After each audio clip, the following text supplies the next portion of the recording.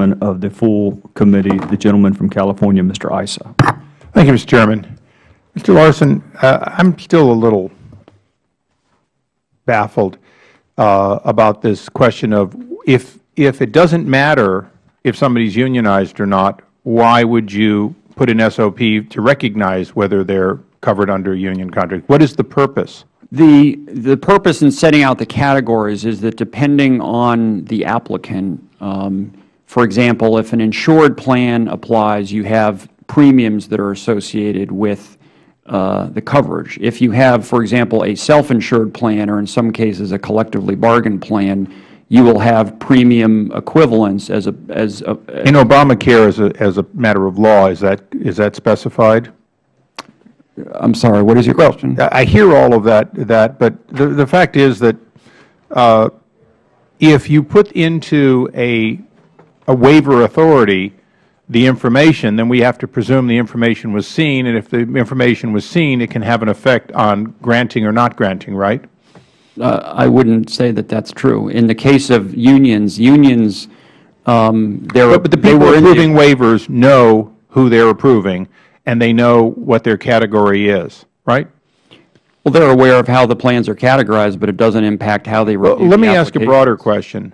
With all due respect, aren't we disenfranchising smaller businesses by granting waivers, which inherently are by those who are smart enough and can afford to come and do it?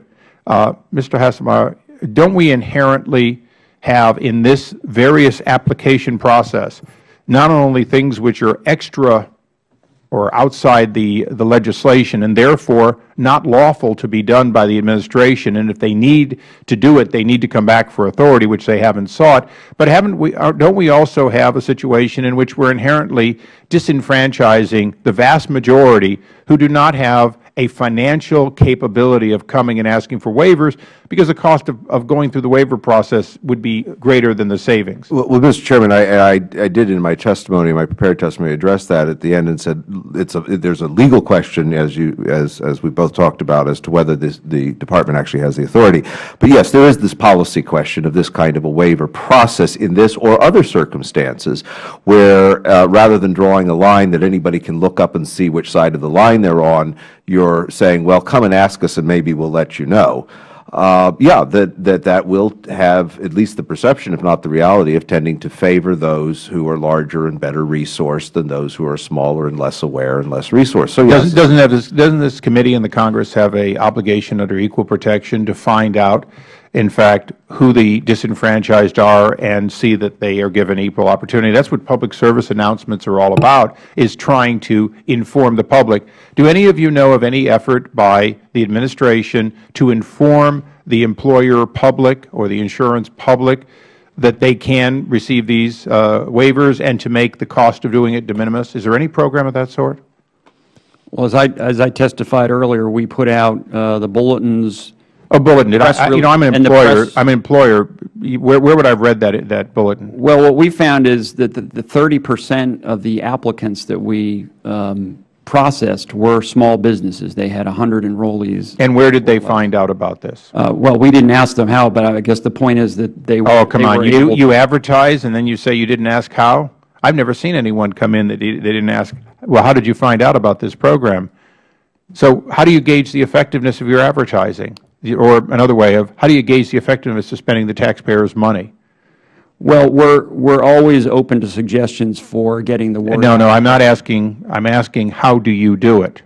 How do we do what? Look, Obamacare is an abysmal failure, and people are being hurt out there by rising health costs, and then there's a waiver program that seems to select winners and losers fairly arbitrarily. How do you defend that process, and more importantly, how do you know you're effectively reaching out to all of those who could be entitled to the lottery of can I opt out or not? Well, it's a good process. We have 30% of the small businesses that are approved. We're able to maintain coverage for over 2 million. What percentage of the American public has been approved? What percentage of these waivers, what do they represent in percentage of the insured America that's now waivered out? I do know that these waivers account for about 2%, a very small percent of those who have employer-based coverage. Okay, so is there anybody else here that sees a problem with 2% opting out on a program that in fact is not ready for prime time?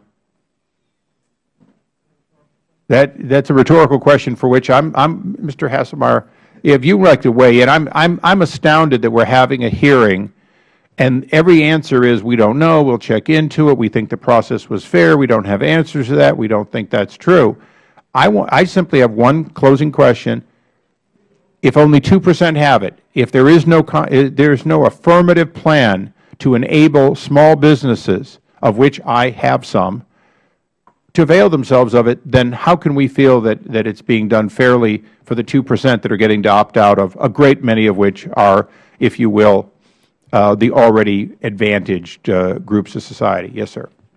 Well, I would say that that is exactly the kind of problem that this sort of situation creates, that it's difficult for anyone, Mr. Larsen or anyone else enforcing this, to counter the perception that this is not the rule of law, that this is actually the rule of who you know. And that's why the whole mechanism, no matter how fairly or how generously one attempts to administer it, the entire mechanism is suspect, in my view, because of that. Thank you. Mr. Chairman, thank you for shedding light on this problem of the 2% versus the rest of America. Thank you, Mr.